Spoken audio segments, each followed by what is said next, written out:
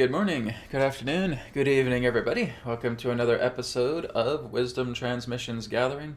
It's great to be here once again with you on this Wednesday. So again, we do Wisdom Transmission Gathering every single Wednesday at 10 a.m. Pacific Time. You can also join me tomorrow as I'm going to be on Rumble and I'm going to be doing the Signposts Live. So to go to that, just go to rumble.com/signpostlive. It's all one word, Signpost Live. And you can tune into the next broadcast. So that'll be happening again tomorrow at 10 a.m. Pacific Time. Hope you're all doing well today. I'm seeing that there's quite a few questions already on the chat, so we're going to be getting into Q&A here in a little bit. The first thing we're going to be doing is we're going to be looking into an inner practice. Right? We're going to be focusing a lot more on the importance of deep, cleansing, exhaling breaths. Then we're going to go into an Adronis transmission, because Adronis is going to be talking about a very fascinating subject that I think many of you are going to find very interesting. And then we're going to get into Q&A, and then we're going to go ahead after Q&A and take 3 individual distance healing requests. Okay, so if you or someone you know would like to have some distance energy work done, then again I'll be taking 3 volunteers, and then at the very end we'll do a group healing together, and that will conclude our broadcast. So first and foremost, before we get started, we'll start off with some announcements. Source Energy enhanced products to repair and rejuvenate the body. From the power of light, to crystals, to bed kits, card decks, and more. View our free samples, tutorials, and testimonials on our website, etherx.co. And of course, we do have the 22% off discount store-wide off all products on Etherx right now. No discount code is required. This is good until the end of day, March 31st. Right? So this is kind of like the special Tarot by Janine 22% discount that I was debuting on the Friday, where I was talking to Janine. We had a really great webcast. We had a really great interview. If you guys missed that, you can check that out on my channel. That just happened last Friday, and it was really, really wonderful. I had a great time with Janine again. What Janine was also talking about is that I gave her one of these, right? This is the Source flashlight, okay? So the Source flashlight is a very, very handy tool. Some people will just get this in the mail, and they may forget that there is a PDF instruction manual that is on the product page of the flashlight. So guys, make sure you remember that, right? Because when you get this in the mail, you're just going to get the manufacturer's instructions for it, just for the basic flashlight. So what is this? Is this an ordinary flashlight? Well, no. You go to the product page where this is on etherx.co, and on the top right, you'll see download PDF instructions. Okay, those are the Etherix instructions.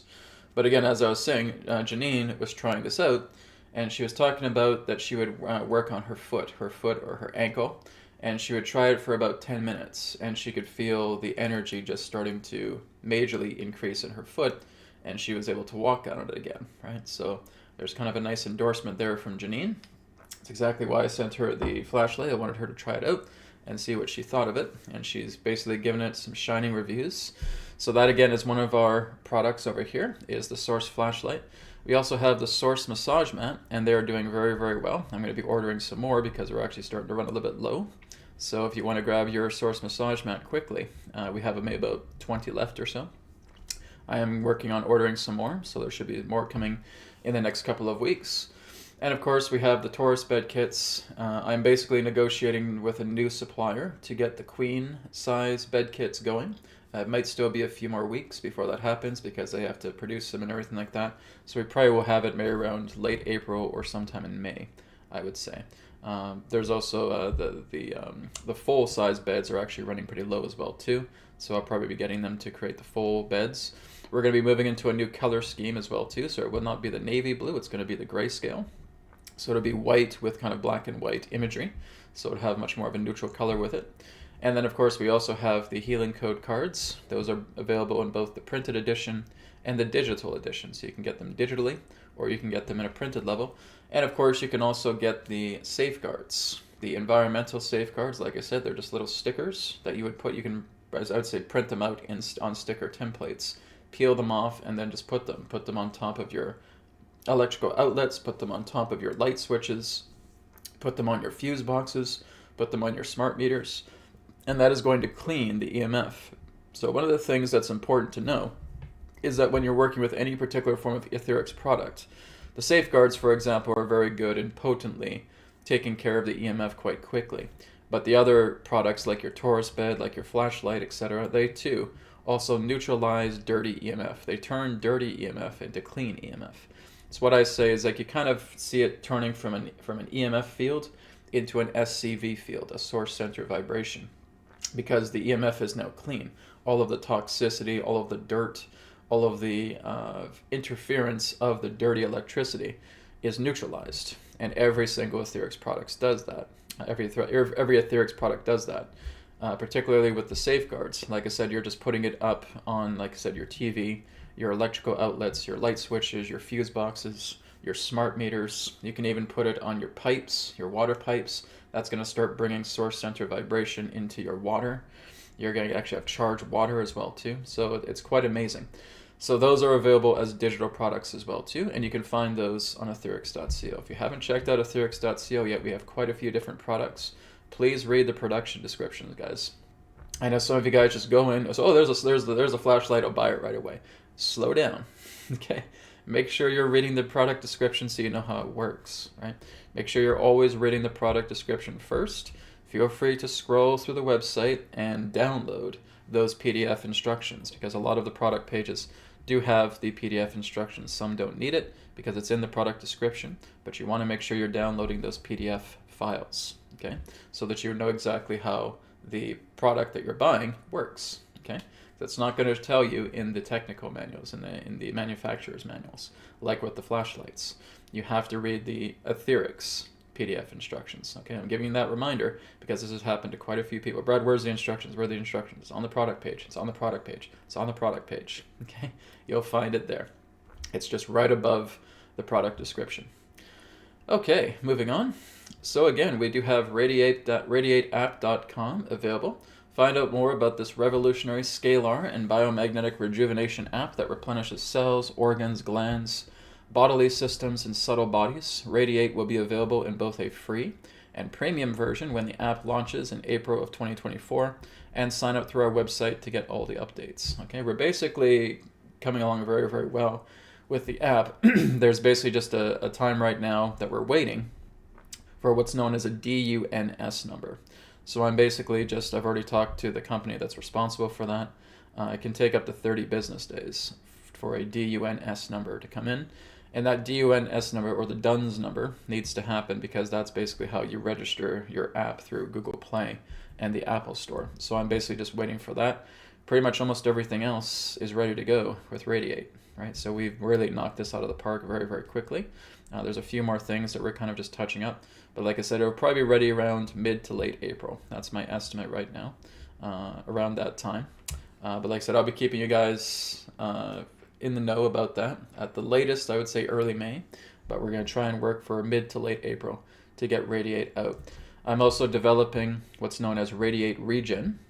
You can also find that on radiateapp.com, where there's actually a section on the nav menu that's called Radiate Regen, and you can click on that, and it tells you about the regen centers that are coming out. So Brad, why is there a regen center idea when you already have the app? Well, here's the thing.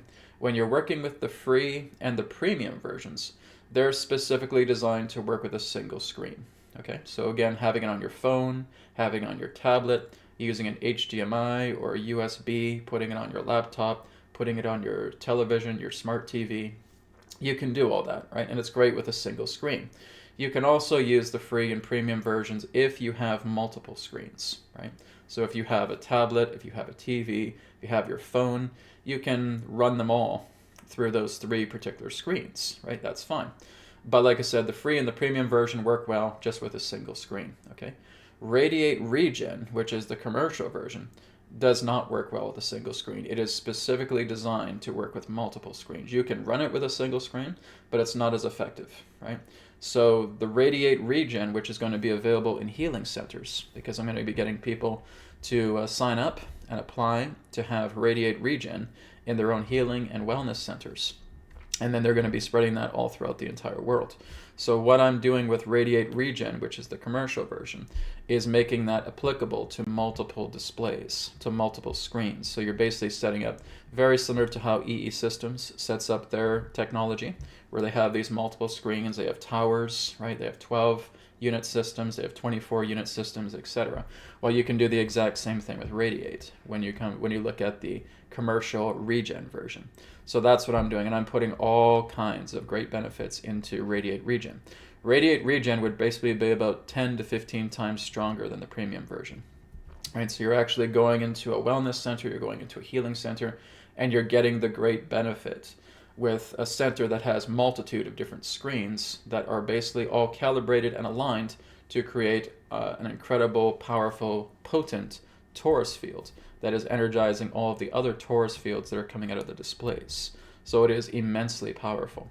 So that's exactly why I'm creating a commercial version. It's kind of like an industrial version of Radiate, right? That's why I want to do this, because then again, we have people who may not be able to have access to the internet or download this app, or again, just want to go into a healing center and get an incredible charge. Now, just with the free and the premium versions myself, I've had incredible benefits. I actually had an abscess on my tooth that took place when I was actually in Victoria, but I had Radiate running on my laptop. Overnight, the abscess was gone completely, like 100% gone. It was wonderful. I've had a lot of miraculous breakthroughs just from the free and the premium versions alone. Wait till the commercial one comes out. That one's going to be even more amazing. So again, you can check all this out on radiateapp.com. You can go to the sign up form as well too. That's on the app website, and you can follow along. Like I said, I'm going to be putting up a new update for Radiate starting next week. So the very first newsletter for the Radiate app will be coming out then. So you can check that out. And of course, we have the Bosnia tour coming up here in September. Explore the ancient sun pyramid, larger than the Great Pyramid of Giza. Healing chambers within the pyramid and its construction is going to be revealed by Adronis. So again, we're going to be looking at a lot of ancient extraterrestrial and ancient Anunnaki connections pertaining to Bosnia and the pyramids. Looking at a pyramid that is over 40 to 45,000 years old. Ancient healing practices and environmental healing that will be taught by me. Witnessing sacred sites and harnessing sacred power to take back home with you. Also, I'll be bringing Radiate along as well too, right? So I'll be talking to you guys more about Radiate when we get into Bosnia as well too. And we'll be doing some experimentation with Radiate through the group. So again, that's between September 15th and 22nd. You can register at www.wildtours.de. That's wildtours.de. All right. Okay, everybody, we're going to go ahead and get started with today's webcast. So again, thank you again for being here. Hope you are all well. So we're going to start off firstly with an inner practice pertaining to deep cleansing exhales. Okay, so there's quite a few different pranayama that you are able to do that again encourage deep cleansing exhaling breaths. So why is that important? Because when you start getting into the pranayama that focuses much more on the deep cleansing exhales, you are purging about 70% of toxins out of your body. When you urinate, when you defecate, when you sweat, when you secrete, you're only really getting about 30% of toxins out of the body altogether. But when you start doing the breath work, when you start going into deep cleansing exhales, you're getting about 70% of toxins flushed out of your body. Okay? So just like the ones that I've taught previously in previous webcasts, where we're looking at the Kakashuddhi Kriya, where you look at the crow breath, right? Where you're basically just sitting nice and comfortable, making sure your spine is straight, making the belly tight. We're not sucking it in, but we're just kind of tightening it. We're just tightening the abs, right? This is what's referred to as Uddiyana Bandhan, okay? So Uddiyana, again, just represents that light tightening of the abs. It's a gentle tightening, okay? It's not like a... It's not like that. It's just a gentle tightness, okay? And you're keeping the abdomen engaged. And that's a good way of putting it, is to just engage the abdomen. Don't suck it in, just engage it. As you engage it, what you're doing is you're creating a lock. That lock keeps the prana right here in the chest that represents your immune system. That is your immune system prana. That's right up here in the chest, right? And it's governed through the solar plexus. So as we keep that lock in, we keep this prana here preserved. As we keep this prana preserved and we start doing the pranayama exercises, your entire prana here up in the chest gets potently stronger and charged up. And what that will do is that will also assist in helping you to breathe more efficiently through your lungs. That will increase your vitality. That will increase your immune system. That's also bringing you into the parasympathetic nervous system to getting yourself calm, centered, and relaxed. Okay, so that's why we engage that Uddiyana. So again, like when we're doing something like Kakashuddhi Kriya, where I'm breathing in, swallowing first, right? Breathing in, and exhaling. And then inhale, and then come up. Breathing out again. And then breathing in. And doing it again.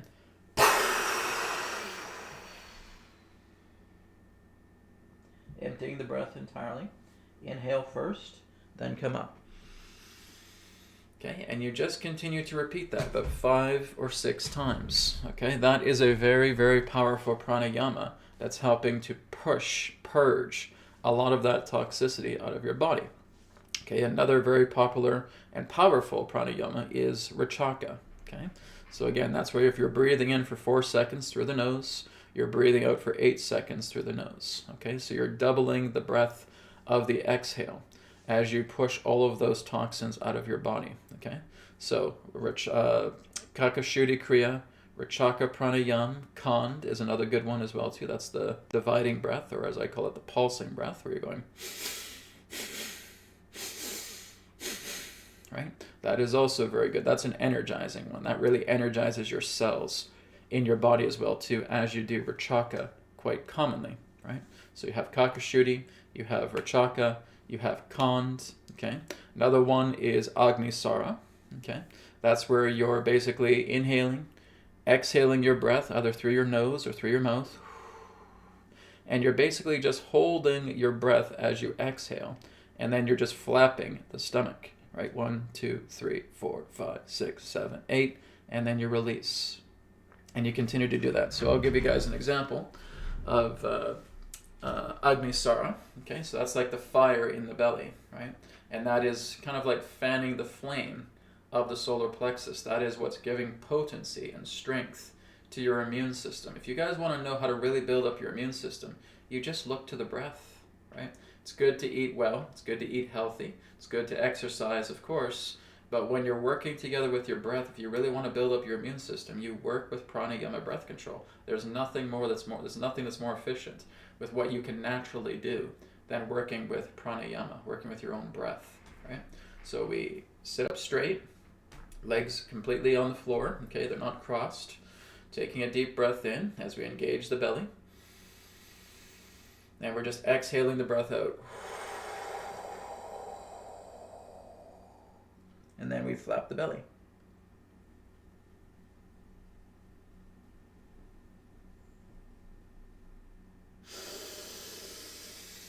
And exhale, and then we do it again. Okay, so that is Agnisara.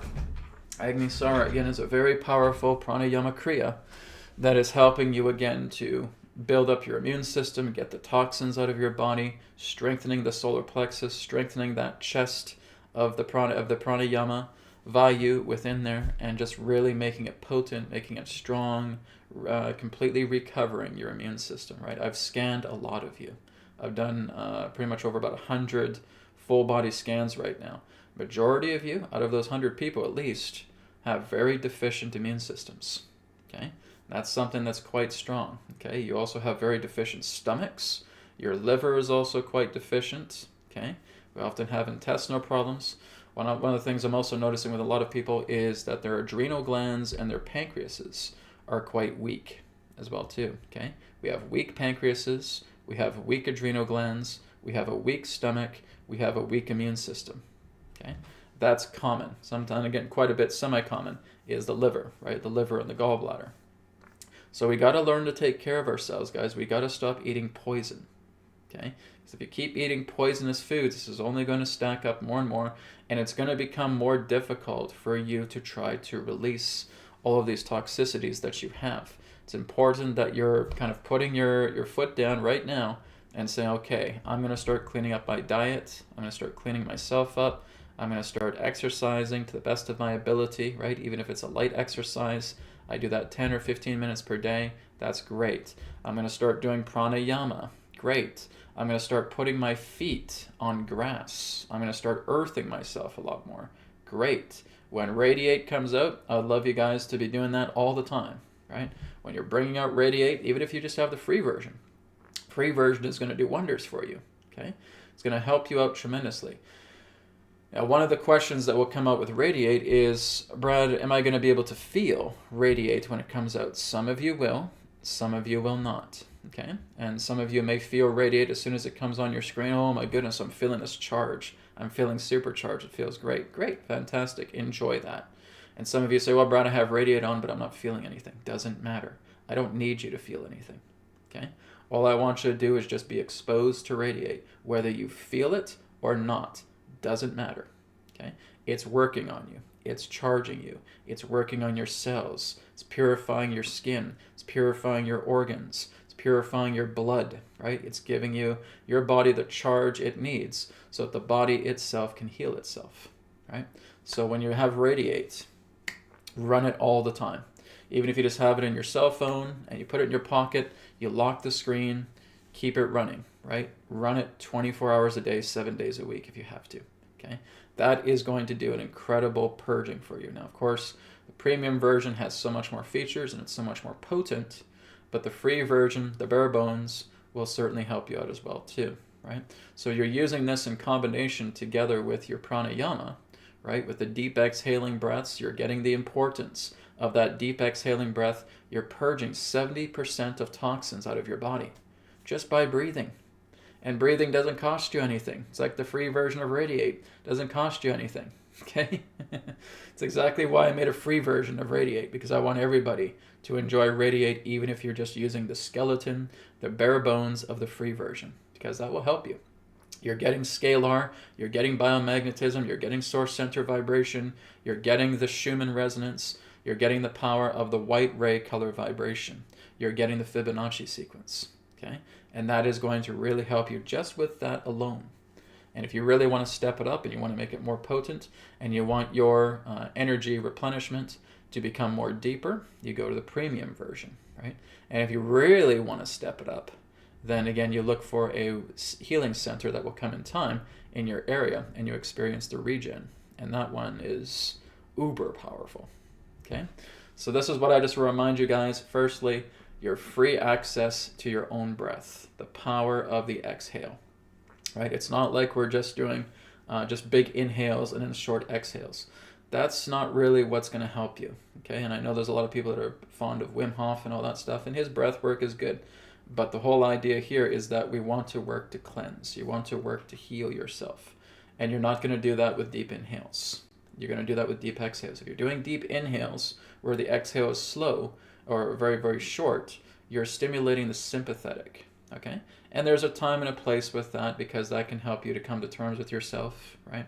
There's a time and place for that. But if we're looking to heal through the breath, you have to do the long exhales. It's the long cleansing exhales that you want because that's purging the toxins out of your body. So number one, long cleansing exhales. Number two, tighten the abs.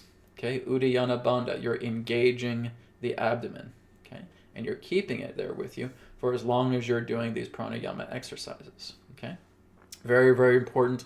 I cannot emphasize how important that is for everybody to work with. Okay, so that's what I wanted to share for our inner practice this morning. Is continue to work with the power of your breath. I cannot emphasize enough how important that is and how that is your road to recovery. Okay, especially for a lot of you who are up in the ages as well too. I'm getting a lot of people who are in their 50s or 60s and 70s, and they're now just starting to realize, I need to get myself in shape. I need to get myself better because I've been neglecting myself for years. Is it too late for me? No, it's not too late for you, but you have to be committed. You have to dedicate yourself to this practice. This is not the idea of thinking that you can just press a big red button and all of a sudden you're better, because I can't do that for you, okay?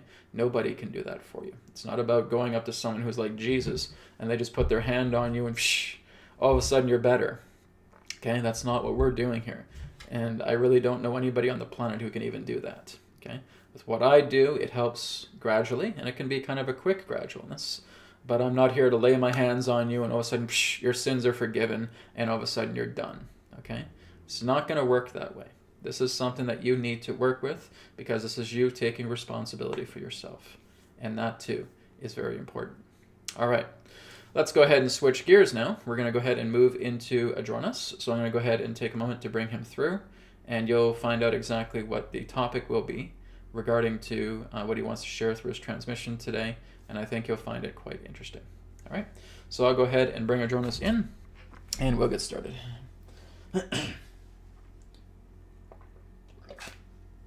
When I'm done, we'll get into Q&A, and we'll handle all of the donation-based questions first. So again, if you want to put your question in priority sequence, you can just leave a donation in the chat. That will put you in priority sequence, where I'll be getting to your questions first. Okay? All right, so I'll bring him in. We'll get started. Here we go.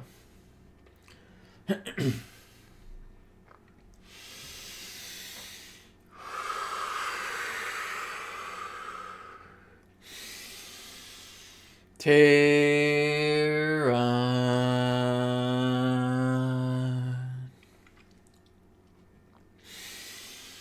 Soul Star,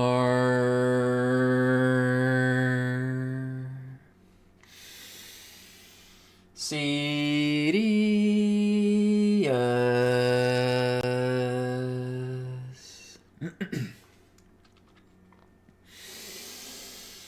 Adronis,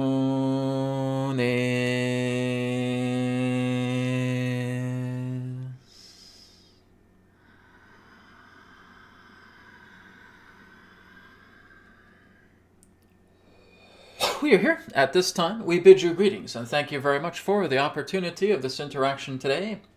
I am Adronis of Sirius, sending love, appreciation, and gratitude to all who are tuning in to this broadcast being brought forward through your internet collective consciousness. What we'd like all of you to do at this time is simply allow yourselves to get relaxed, get comfortable, and tune in to the vibrations of Sirius so that you may synchronize, harmonize, and align to all of the information that we have to share.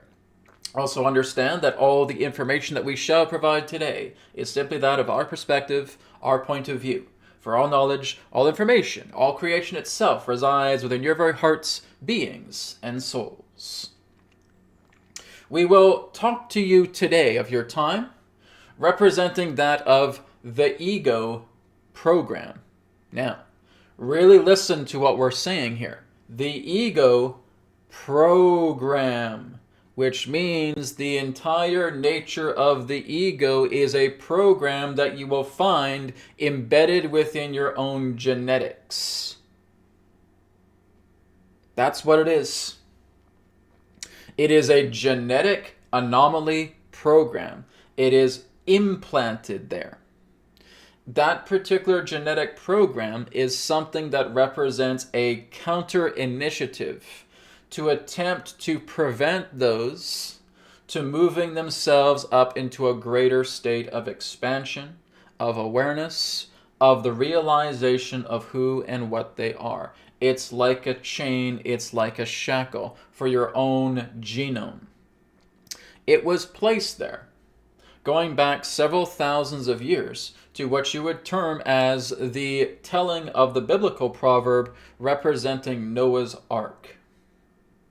Around that time, there was a major cataclysm on the planet that enabled a reprogramming and genetic tweaking of the human species, moving your genetics into a greater state of compression that therefore escalated the nature of what you would refer to as the ego program. Now, it's not actually referred to as an ego. That is contemporary through your own language and through your own discoveries. It truly represents a spiritual restraint program. It is a restraining program that will help you to keep yourself, shall we say, in line with yourself, to be much more in touch with physicality, to be much more in touch with memory, to be much more in touch with time, and to basically, in that sense, move into a state of self-value and self-worth. That self-value and self-worth is what you would refer to as the restraint program, or what you refer to quite commonly as the ego. So the ego is nothing more than a particular genetic pair that resides within your own genome. Adronis, is it possible that the ego program can be shut off? Yes, it can. And this is exactly what your ancients have been telling you.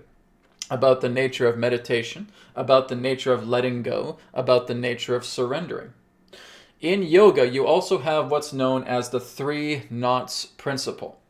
That here is a knot, that here is a knot, and that down here is another knot. And what the yogis would do is they would untie those knots, because you will actually notice that when you look at the actual ego gene in that way, it represents a triplication. It represents, in that sense, an embodiment that's actually plugged in through the nature of your navel, your heart, and your own frontal lobe. That, again, is where this is contained. And it basically serves as a type of buffer or restrainer or a compressor in that way. It is basically causing restraint. And this is all part of a genetic program that was placed in your species during the time of the Noah's Ark proverb, where, again, representing the nature of the great flood, actually represented the idea that the species themselves was being re-assimilated and retweaked through the nature of genetic programs, where there was, in that sense, what you would commonly refer to as a type of extinction level event, to where the humans that would therefore propagate afterwards would therefore have this particular genetic sequencing placed within themselves, compressing the nature of their genetics and therefore amplifying the nature of this egoic program, or again, the self-restraint program. So it is not referred to by the genetic manipulators as an ego. That's a human term. All right. It is much more in the idea of restraint. That's what it is. It's a restraint. It's a chain. It's a shackle.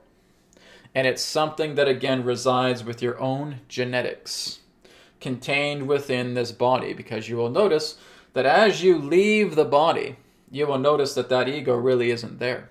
But the imprints of what the ego has done to you will follow you.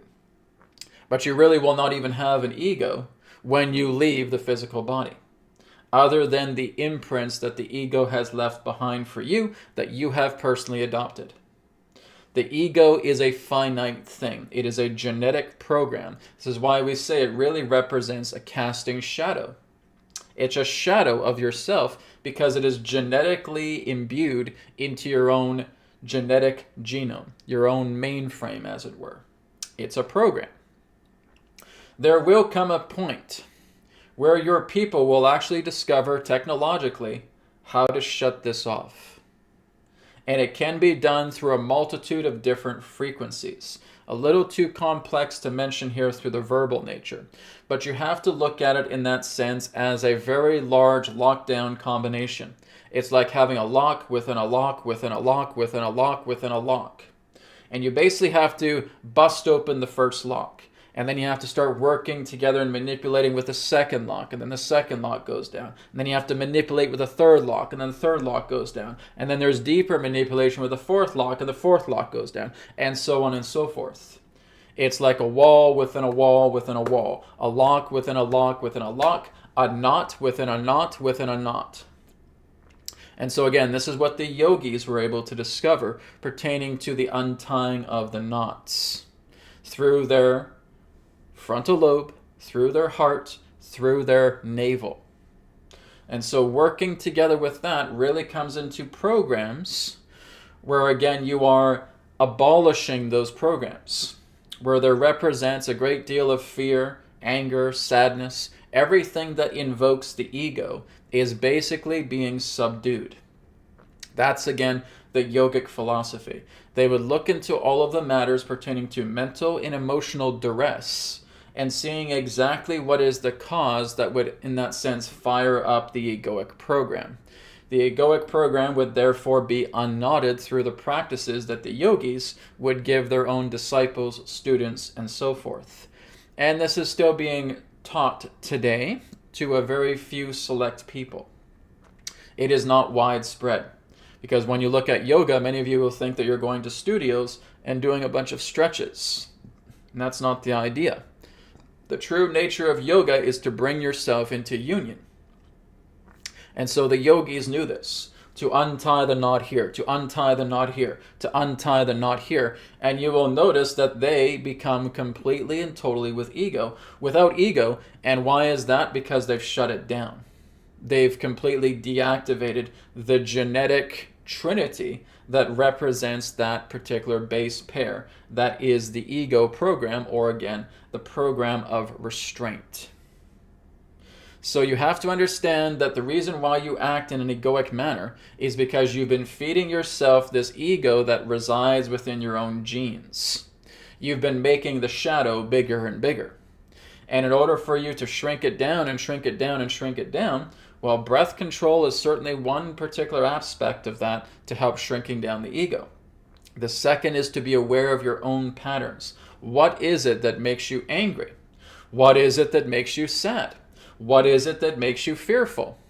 What is it that brings up these traumas within yourselves? Well, that's what you need to document. This is exactly what Brad has been teaching you for years, for those of you who have been here as long.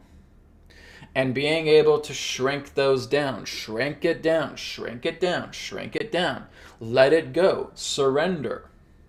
And as you do, this is what's helping you to completely and totally abolish the egoic program so that you actually walk this entire earth without an ego. It can be done. Many of your ancient masters have done this. There are masters on your planet right now who have actually done this. That no matter what you do to them, you can't make them angry. No matter what you say to them, you can't make them sad. No matter what you try to portray through action through them, you can't make them fearful. They have completely bred all of that out of themselves. They have deactivated the restraint program because the ego is just a genetically engineered program that was placed upon humanity so that humanity could serve much more of those who they felt were their gods, were their authority, their higher authority.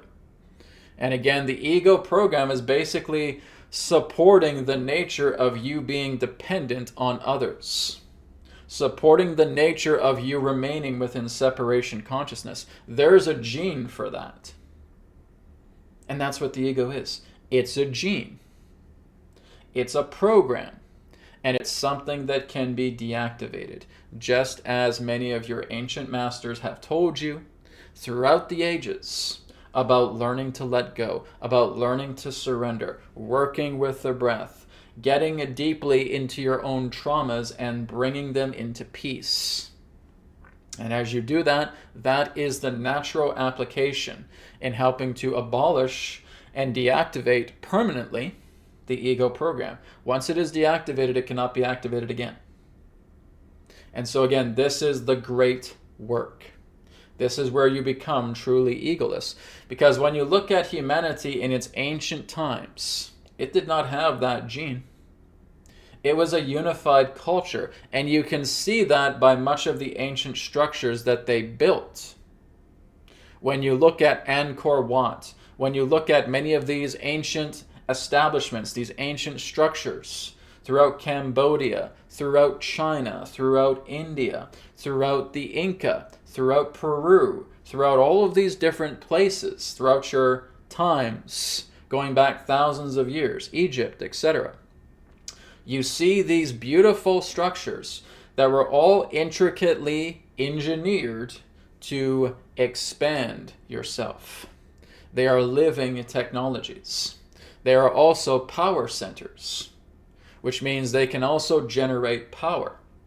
But they are also healing centers, which means they can charge your body and giving your cells exactly what they need so that they can self-heal. Sound familiar to what Brad is doing with Radiate? Because that's basically what's happening. You're taking a sacred site and you're putting it in your pocket with what you're doing with Radiate. And this is why he has been very, very highly encouraged through his own inner guidance to just focus on that and nothing else until it is complete. So what you're doing with something like the Radiate program is you're putting it on your phone, you're putting it in your pocket, and now you have a sacred site in your pocket. And that's what's happening. You're energizing yourself. Adronis, can this help to alleviate the ego? It can soften it to a certain degree, yes.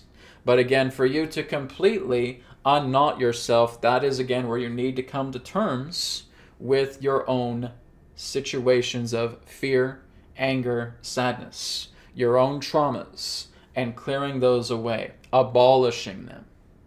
Once you know the pattern of how you do this, and Brad has taught you this, the only thing that remains is your consistency. The only thing that remains is your dedication to doing it. And you know why you may not always be dedicated? Because the ego program is kicking in.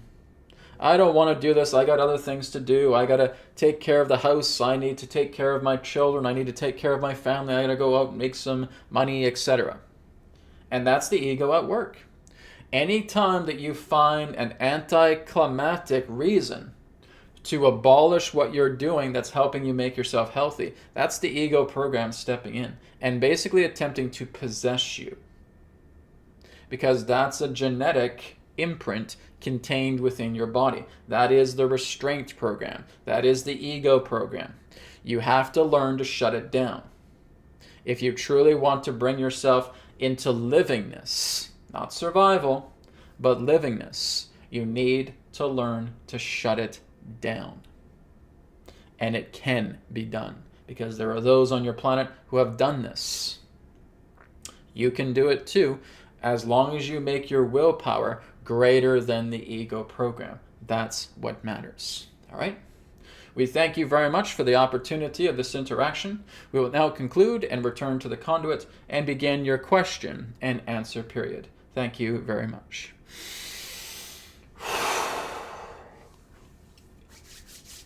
Okay. So guys, the ego is a gene. It's a genetic program, right? This is exactly what I was getting this morning because there was something I was going to be elaborating on here today with Adronis.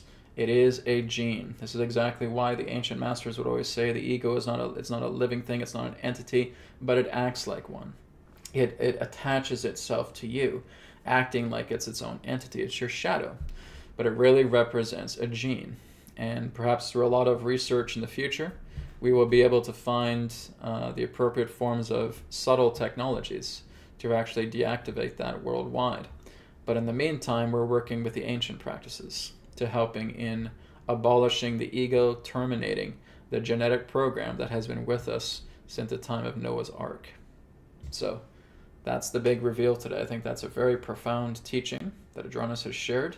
I'll be making that as a standalone video on this channel as well too, because a lot of people need to hear this and realize that the ego is nothing more than a restraining genetic program that can be deactivated. Okay? Thank you. Let's go ahead and start off with some questions. We're going to start off with the donation-based questions first, so I'll start off with Reggie here.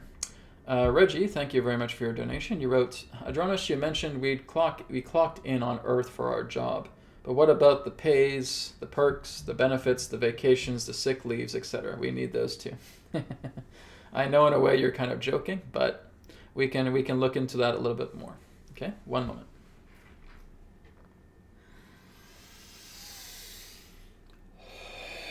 We thank you very much, Reggie, for your amusing question, but let's answer it back in regards to something else.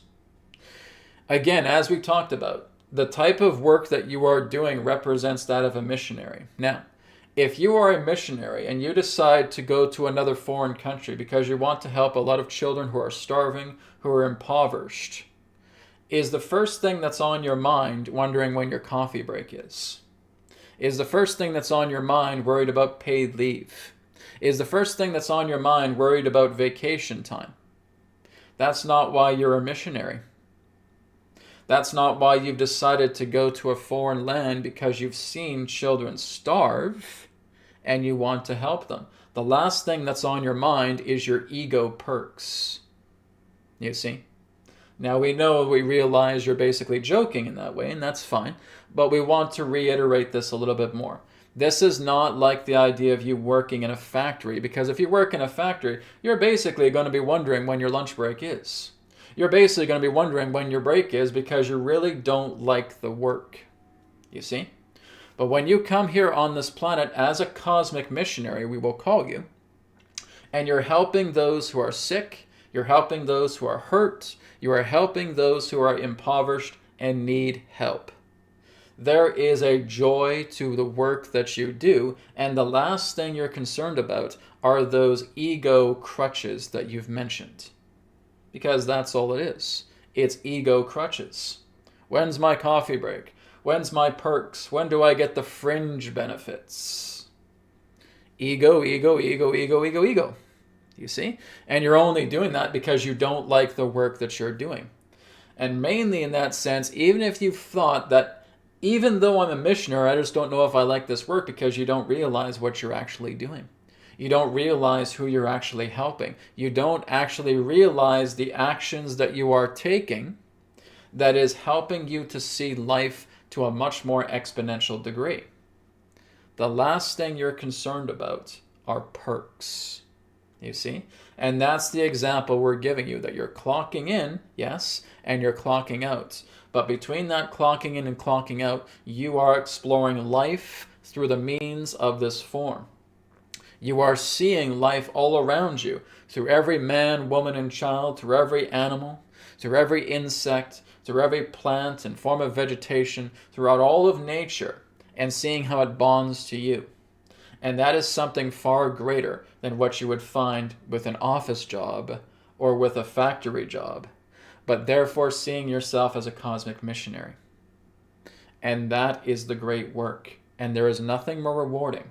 There is nothing more compelling. There is nothing more expansive and divine to your own soul than offering that assistance as that said missionary. Please take that into account. But we appreciate your humor. Thank you for your question. Okay. Very good. Thank you, Reggie, again for your question. Let's go to Len. Len says, question for Adronis. Who exactly were the blue skin gods Krishna, Shiva, Rama, elephant god Ganesha, lion god Narsimha, etc. from India? ETs, ascended masters, Anunnaki, demons, or something else? Okay, one moment.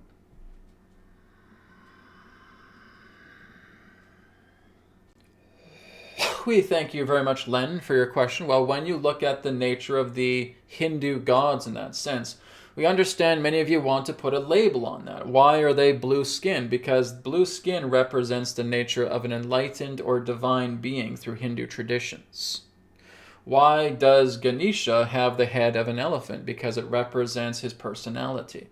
It is a representation of his personality as the son of Shiva, that basically in that sense, as a consequence, his own head was severed, and basically the head of an elephant took the place of the severed head, that therefore brought him into the nature of great strength through gracefulness.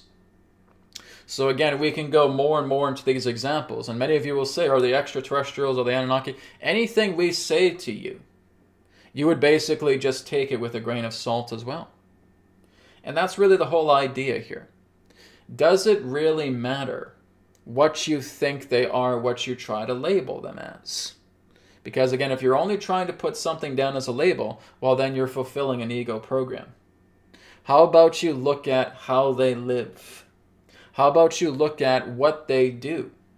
How about you look at the teachings they function together as a messenger? Does it really matter if you think they're extraterrestrial?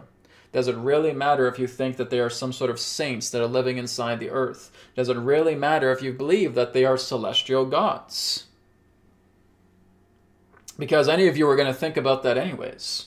And you're missing the point by doing that. You're missing their message. You're missing everything that they're trying to teach you. You're missing their education. That's what needs to be focused on more, rather than these ideas of what they are. In truth, they are you. They are yourselves. They are what you can be. Because many of them come to this world as messengers, and you really would not understand their realms to which they come from, even if we tried to describe it to you.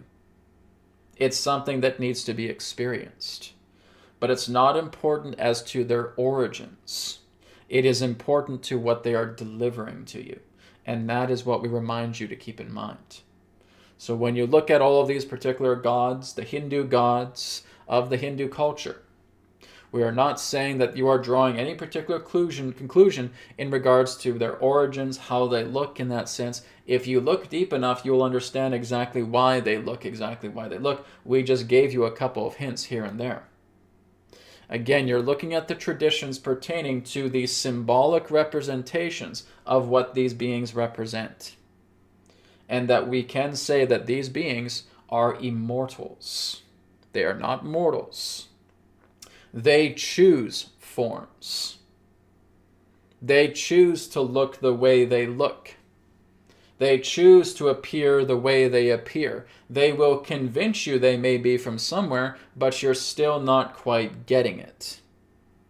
They are immortal beings that are here with humanity because they represent the spirit of your own planet. That's not an origin. That's understanding much more of their nature. And for more of that, you need to explore deeper. You have the capability to these answers, but what you have to do is trust yourself, and as we stated, shrink down the ego program and come into the truth. Hear it from within here because it is there, and do not stop until you hear it from here. You continue to work with yourself day by day until this speaks to you, because it will when you get to that point. All right? Thank you for your question. Okay. Thank you, Len, for your question. Moving on. Okay. I don't think I have any other donation-based questions, so we're just going to move on to the standard questions now. So this one here is from Benedict. Turn up every day. Hi, Brad and Adronis. Can one of you speak about microwaves? I heard they are not good for your health. Do they radiate EMF? Throw the things out of your house. Yes, I have talked about microwaves quite a bit. They're basically poisons. Not only are they bringing about EMF, they're bringing about deadly radiation as well too. That is all harsh EMF. That is, again, bad radiation, and that basically just contaminates your whole space. You do not need a microwave, right? So I've always suggested, and I've talked about this for years, if you have a microwave, either don't use it, right, or just throw it out of your house if you can. You don't need it. They are absolute garbage technology that you do not need. They pollute you. They bring about toxins. They put all that toxins. They're putting all this radiation.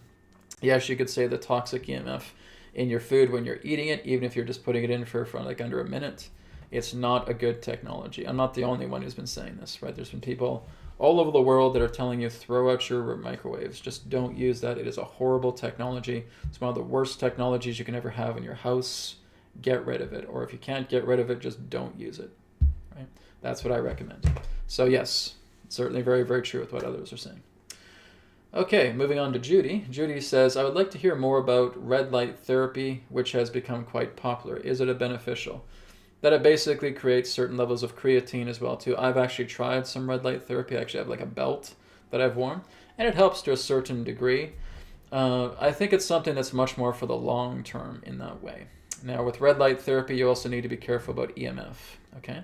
Because again, that will have long-term EMF effects.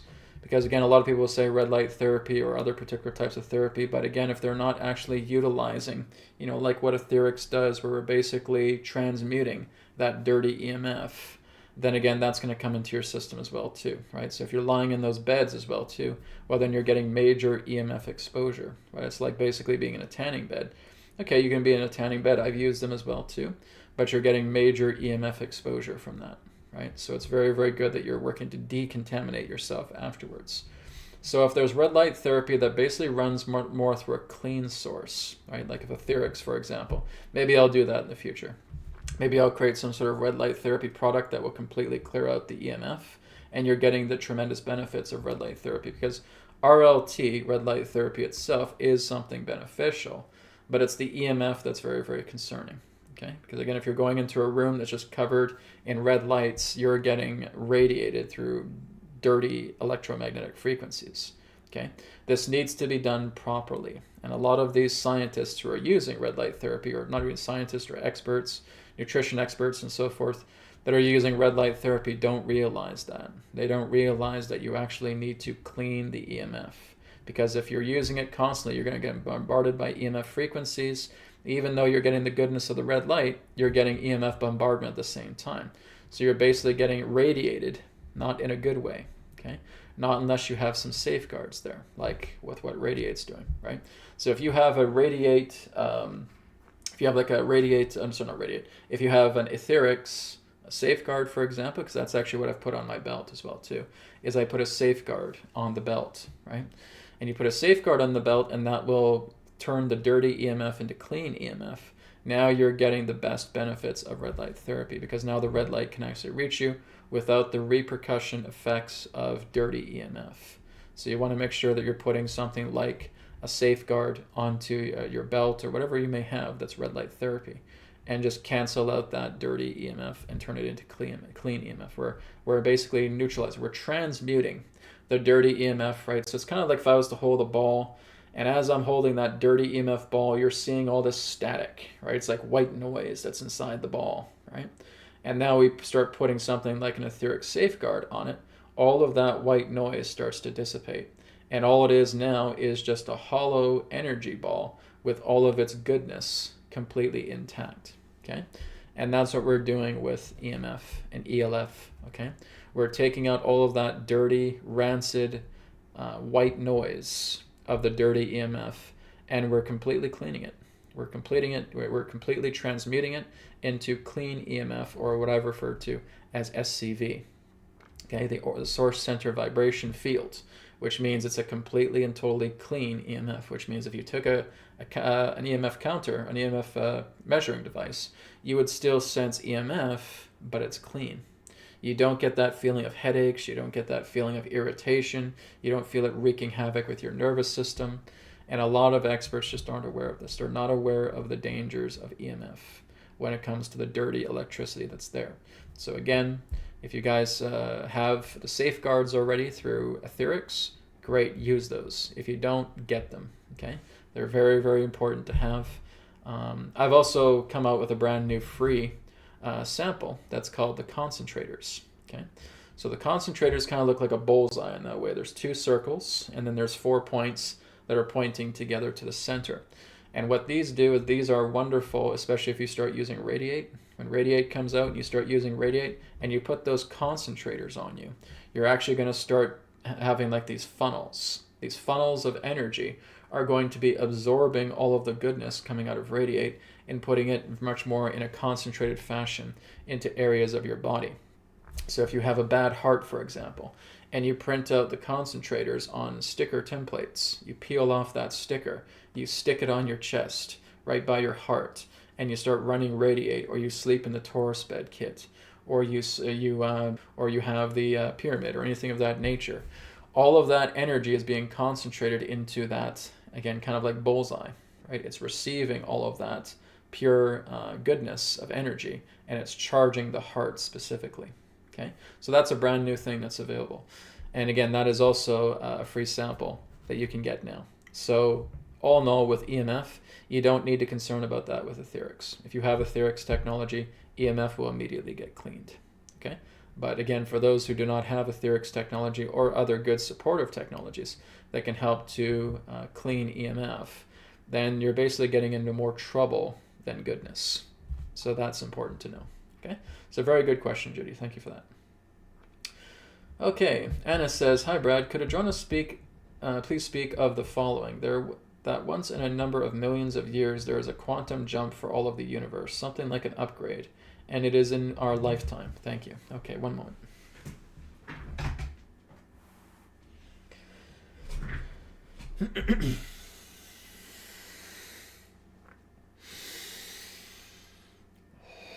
We thank you very much for your question pertaining to your quantum jump. Now, you are partially correct.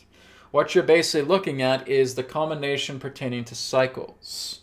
Now, when you're looking at cycles in that sense, there are certain cycles that happen upon your planet that basically take several thousands of years to basically revolve all the way around, right? Even if you're looking at the entire revolution of your planet Earth, right? Or of, rather, shall we say, your own sun, that is revolving around another sun in that sense, takes a 25,920 year cycle to complete. for your sun to revolve around the super sun that represents that of Sirius A. And that is a particular cycle. You also have, again, your own lunar cycles, which are approximately every 28 days. So again, you do have these particular forms of cycles that represent completions. You have what's known in yoga, in your ancient Indian traditions, as yugas, where you have your Kali Yuga, where you have your Dwapara Yuga, where you have your Treta Yuga, where you have your Sat Yuga. And that these range in that sense of appropriate amount of cycles that represent the completion of certain ages. Now you are moving into a new cycle. If we're looking at the yugas, it basically is approximately about 45 to 50 years away before you start moving into what's known as Treta Yuga. All right? You are not in Kali Yuga. You are at the tail end of Dwapara Yuga. And you're about to move into Sat Yuga, which will be coming into roughly around your time of 2080. All right? So again, you're on a cusp of something quite major. There is also what you would term as the end of prophecy, which represents your 2038 year. That also represents a particular cusp. So there are several different cusps that represent different things. Do not think of the universe as just one single-faced clock, that basically when the clock strikes 12, everything changes. It does not work like that. All right? You have to look at face clocks of face clocks of face clocks of face clocks. Some smaller, some larger, but they all represent in that sense a harmonic design. Imagining what you would know as your own hyperboloid. All right? What you would know as two base triangles, one above, one at the bottom that is inverted. All right? And through that particular design, you have cuts. You have slices of these different faces of these clocks. And some of them will strike 12 at certain times, and others will strike 12 at other times. But they all coordinate together. They move the mechanism. They spin the geometry. All right? And that is how it works. So it's not so cut and dry as looking at one particular alignment that happens every million years, because that would be incorrect. It's the idea of looking at all of these particular forms of clocks that are striking 12 at appropriate junctions. And that they all work together that represents, shall we say, the sounding of the cosmic bell. So that sounding of the cosmic bell can be very, very small, and it can be very, very subtle, or it can again lead into something that can be quite loud, quite boisterous. But it all comes together through the unity of that geometric harmony that we're talking about here, with the slices of the hands of the clock, with the slices of the clock's faces, all appropriately striking 12. You see? So that is primarily how it works. It's not something so simple as one harmonic convergence, but a multitude of harmonic convergences that are appropriating themselves. And as we stated, yes, you're on the cusp of something great, but it still needs to play itself out. And what's most importantly is being aware of what's happening right now, because you have the opportunity to greatly expand what's happening right now to make it even more profound. It's all up to you. This is not something that says, oh, just sit in your seats and just let the bell ring and we'll do it all for you. No, it doesn't work that way. There are convergence times. There is harmonic convergence in many different ways, in many different categories, in many different themes. But what you're doing here on the planet determines, in that sense, its potency, determines its strength, determines its transformation. Do not think that some sort of cosmic event is going to happen externally and it's going to change you all like that. Doesn't work that way. Do you think if that was the case that all of you would be in the state that you're in? No.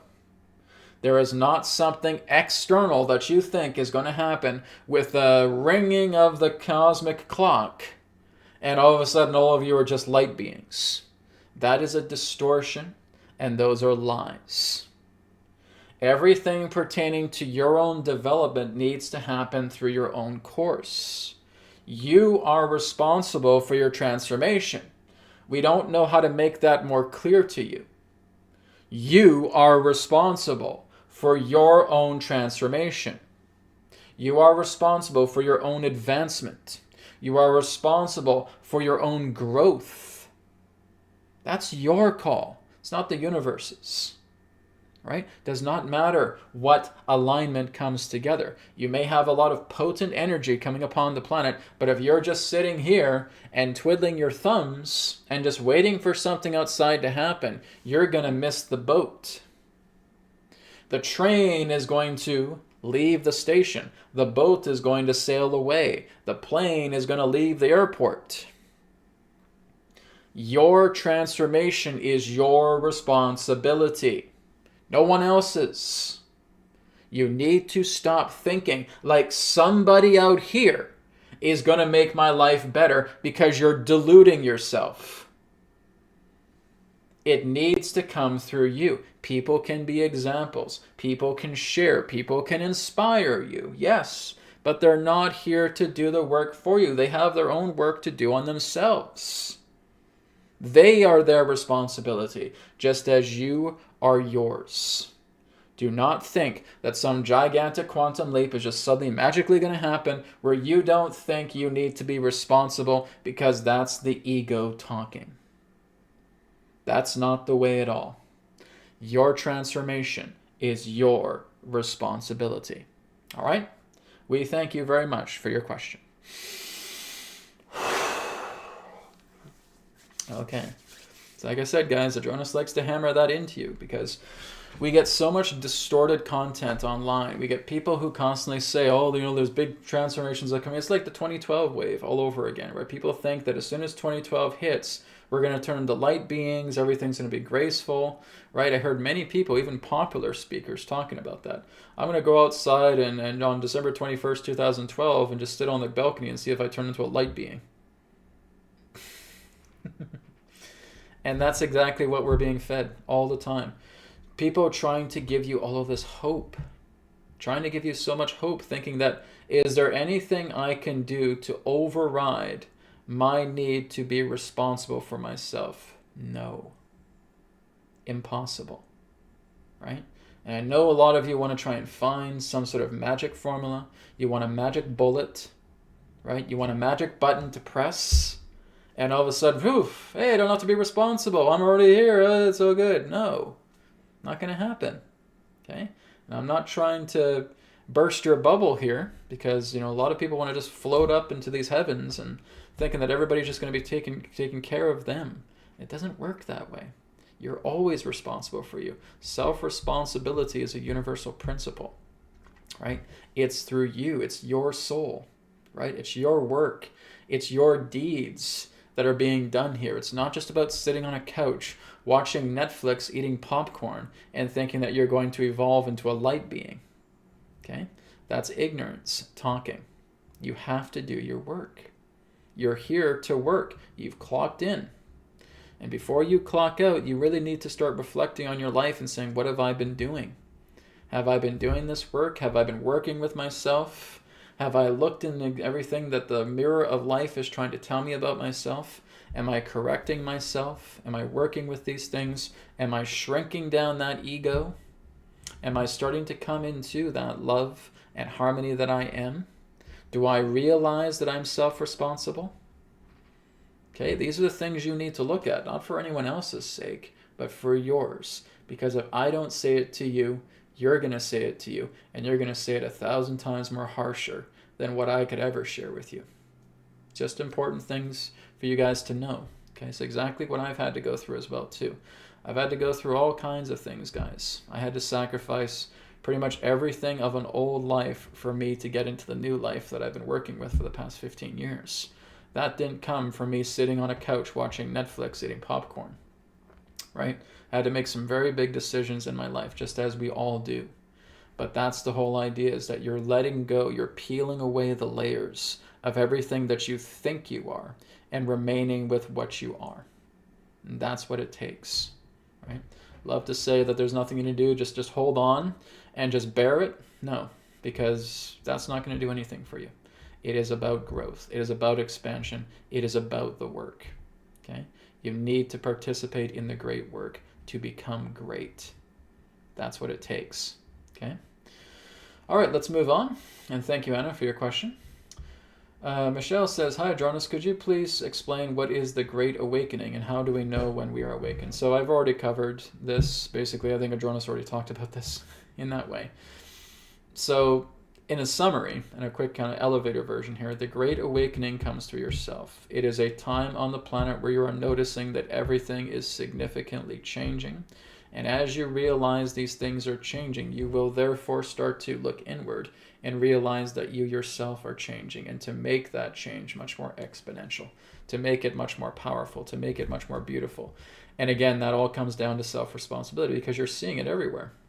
You're seeing with people who are, again, battling with themselves or fighting with themselves because they realize that it's not just some calm world where there's just little, ripples in the water. These are gigantic, powerful tidal waves that are coming together because, yes, you're right, we do have a very strong time of potency on the planet, but you still have to do your work, right? The Great Awakening is you realizing who and what you are, right? It's not about thinking what you need to do to try and save the world. You're not here to save the world. The world doesn't need to be saved, okay? The world is being cleaned. The world is going through a regeneration process. The world is cleaning itself up. This is a filtering process that's happening right now. And now you're reflecting inwards about that because you're just going to get these impulses flowing through you. I need to clean myself up. I want to eat healthier. I want to exercise more. I want to meditate more. I want to ground myself with the earth. I want to look at these problems that I know I've been facing for so long, and I need to clear them away. The Great Awakening is your own personal responsibility process. It is the time where, yes, you're hearing the bells chime, but that is a reminder for you to do the great work to become great, right?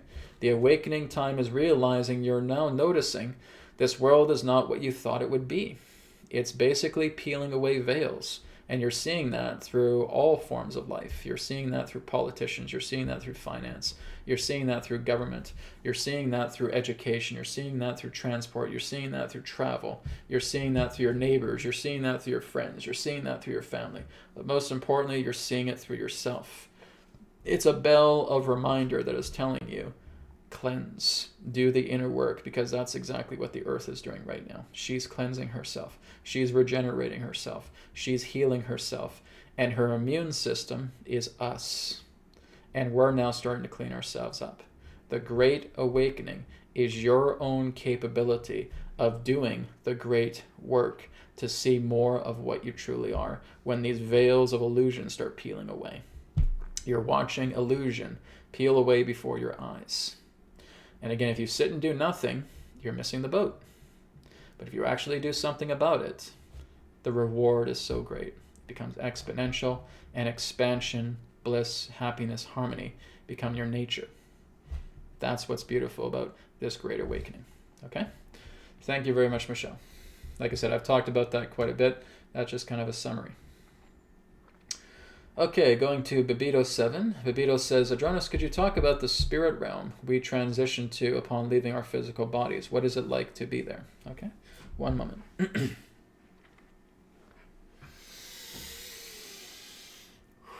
We thank you very much, Babito, for your question. Well, let's ask you this. When you go to sleep at night and when you have a dream, what does it feel like to be in that dream? Because that's the answer to your question. It's like being in the dream plane, where you can simply be vivid, you can be lucid, and now you start to see your entire world changing because you can actually put your imprint on your plane. You can put an imprint on that world. It becomes, in that sense, what you would know as a creative space. Well, that's the idea. You have the opportunity, you have the ability, yes, to, again, create what you wish to create, to manifest what you wish to manifest, because thoughts become much more prominently, instantaneously manifest in such a plane. You see? That is the plane to where we can reside, where we can simply make all of these things happen because it's all just thought, watching thought being birthed into some form of manifestation. First comes the idea, then comes the thought, then comes the manifestation, then comes the experience of that manifestation. That is exactly what you're experiencing here on the earth. Even though it's more solid, even though it's more physical, even though it's a little bit more dense, you really are seeing many of your thoughts come to life. Not idle ones, but ones that represent a state of some degree of importance to you that come to life. You think of a friend, all of a sudden that friend calls you on your phone. You think of a family member, all of a sudden you bump into that family member walking down the street. You think of a car, all of a sudden you see that car driving down the street. Just like a dream, and it can happen here. So what you're looking at are planes that represent a lightness to them. They have, in that sense, a less of a density to them. This is why you've invented a scale from what you term as third density, fourth density, fifth density, etc. But all those densities are trying to tell you is that that represents a different hike, a different charge of vibrational resonance altogether. You're just moving into a highly charged space. A space that is so highly charged that it responds to your thought manifestations like that, like that, like that, like that, like that, like that, like that, like that, like that, like that. Instantly. Because that's what you experience in your own dream plane. You already know what it's like. If you're aware of your dreams, if you are vivid of them, if you realize that this is a dream, and you realize that you can control certain things in the dream, well, then you've experienced those very higher planes that we're talking about. That's the idea. It is no more different than your dream plane at night. Now, when you're exploring your dream plane, you're exploring the map of your own psyche. That's what it's doing. It's helping you to look into different modalities of your own psyche to open up certain reservoir channels of your own psyche so that more fresh, loving energy, as it were, can actually enter into these areas that you're experiencing. Whether you think something is putrid and revolting to look at, or whether you think something is harmonious and beautiful to look at, it does not matter. You're opening channels within your own psyche. You're going inside yourself and you're opening up these channels. You're opening up those riverbanks so that the water can flow through. That's really what you're doing. Now, some of you may repeat this over and over again because you're not getting over the fear of your dreams. And the fear is basically pointing to you and saying, you're afraid of this dream because you're afraid to do this in life. You're afraid to talk to this person. You're afraid to take this action.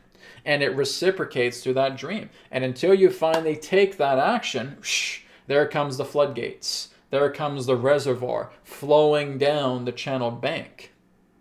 So you are working with dreams to open up your psyche to another level. Some of you may be stuck on something for a time, but at some particular point that is going to give, and therefore the floodgates open, the reservoir channel is now flowing this beautiful, pristine water, flowing down the river bank. That's what you're doing. You're opening your mind when you dream. Your mind is being expanded upon. Your mind is being worked with. Your mind is being negotiated with by you as the dreamer. Opening up all of these channels, just like you're opening up neural pathways, because that's exactly what's going to happen. Those of you who, again, may have very profound dreams may start to notice that when you wake up the next morning, something within you has changed. Could be physical, could be emotional, could be mental, could be spiritual. Nonetheless, you notice that something has changed within yourself. And that is deliberate because you're negotiating with your own psyche. You're going in and you're doing inner work through the astral planes, working with your own psyche. And it doesn't stop. It keeps going. You're always going to be working with your own psyche. You're always going to be working with yourself because you are an entire universe, that of and of yourself. You are the very universe that you are so thrilled upon. You look outwards, that's inwards. You see this person, that's inwards. You see this beautiful nature around you, that's inwards. You see the beautiful lush stars in the sky, that's inwards. It's all of your insight, your inward psyche, exposed and unraveled outwards to which you are seeing. You look at the world, behold you. You look at the clouds in the sky, behold you. You look at the night sky and all the beautiful shining stars, behold yourself. Very important to know, all right? We thank you for your question.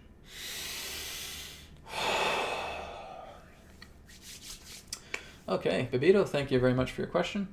We got about 7 minutes left before we get into healing, so we're going to take maybe about 1 or 2 more questions. Okay, so I'm just going to go down the list here. I'm going to see if maybe we find a question maybe someone has never asked before. Okay, well, here's one from Asim. So Asim, thank you for your question. Adronis, is it worth visiting Himalayas to find an enlightened master in today's day and age? One moment.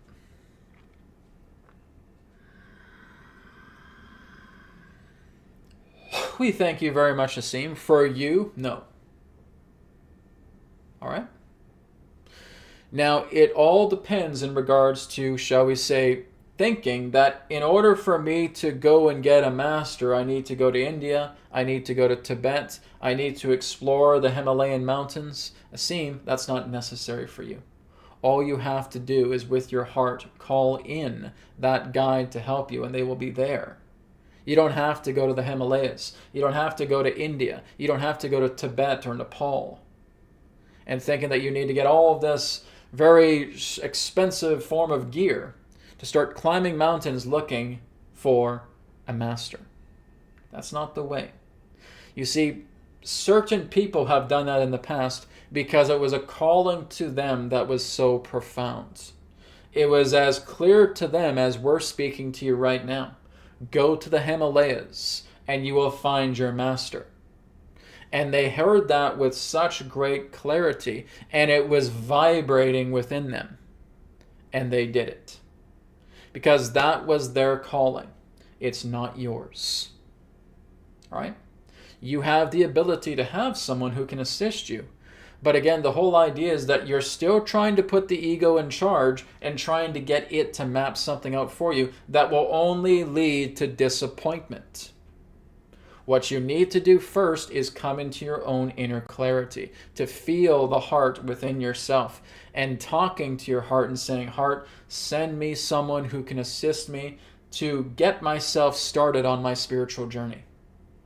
And you say that with all sincerity and with all harmony in yourself.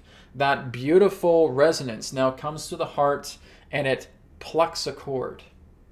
And at that particular time when that cord is plucked, a fruition is in motion. And your guide, your guru, will come to you. Let the guru come to you, Asim, and not the other way around. You see, here's a law that many of you don't realize. Spirit decides to work with you. You do not decide to work with spirit. Stop trying to control what you can't. It is always up to spirit. When a guide comes to you, that is spirit working with you. When it's a physical person who becomes that guide, that is spirit choosing to work with you. It's up to spirit. It's not up to you. You simply let these things happen. You can pluck a cord, you can put the call out, and believe us when we say, spirit hears you. But spirit says back to you, to which you cannot hear, yes, Asim, we know you want that, but this is what you have to do first. And you need to go inside, and you need to have that heart to heart with your heart. And you're almost at a point where you want to break down and cry because you want it so bad. That's what it takes, Asim. It even goes back into your own Paramahansa Yogananda, where he wanted an experience so badly with God that he was breaking down and crying for it. In some cases, that's what it takes. Because you're still in between the mountains of the ego here, and you're failing to see that little valley. And it's a very narrow valley, but if you walk down there and you listen to your heart, you'll know how to get past that form of treacherous terrain with all of these heavy rocks, jagged rocks, sharp rocks, and an enormous mountain peak, the Twin Peaks, and there's a little narrow valley. But if you trust your heart, you'll be able to get through the valley to the other side, where your guide will be waiting for you. But this is what you need. It is your commitment. It is your dedication. You want this as much as it is for you to breathe.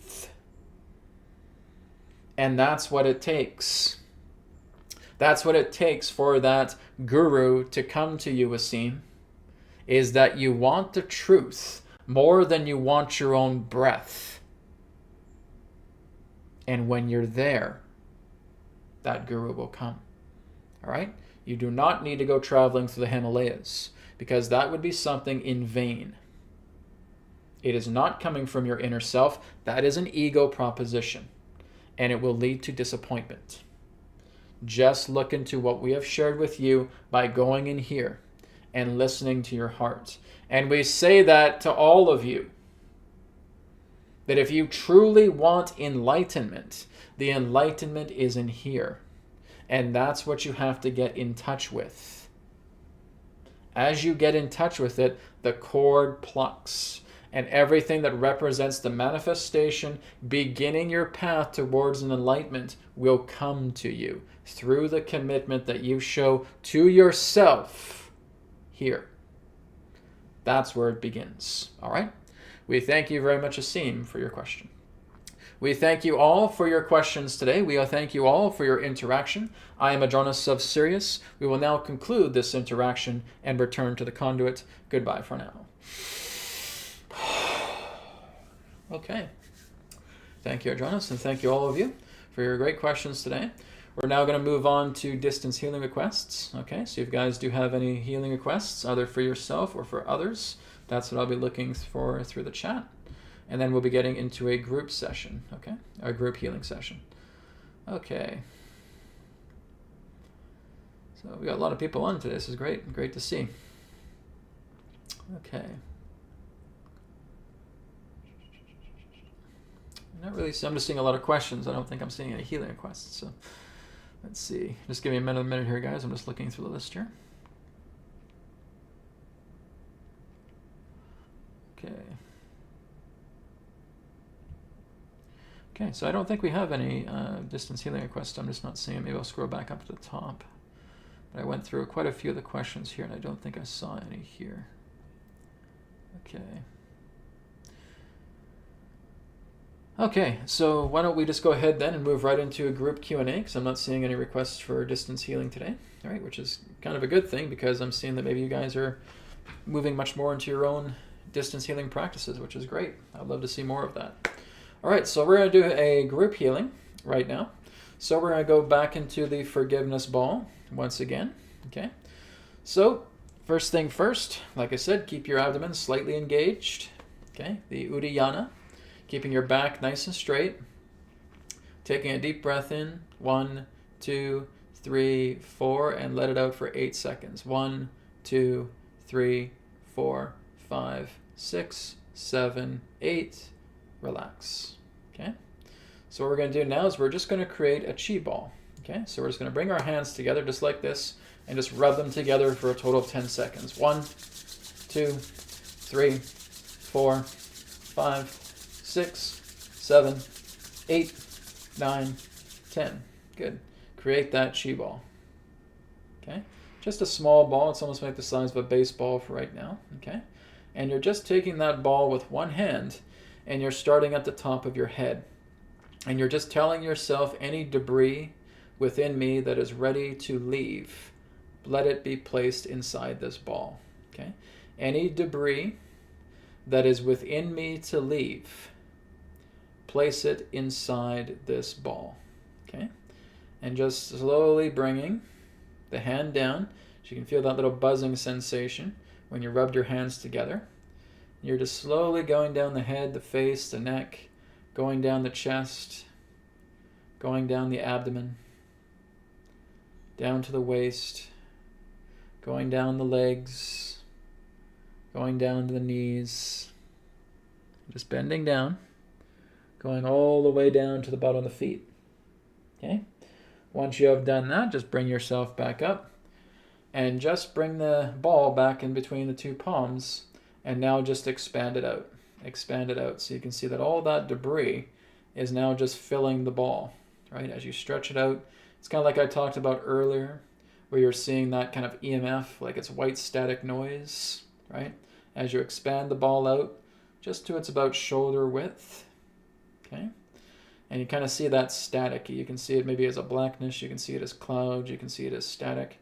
Whatever you feel represents the debris that you've basically sucked out of your body and placed it into this ball, okay? Now all we're going to do right now is we're just going to say the word forgiveness. You can either say that out loud or mentally, okay?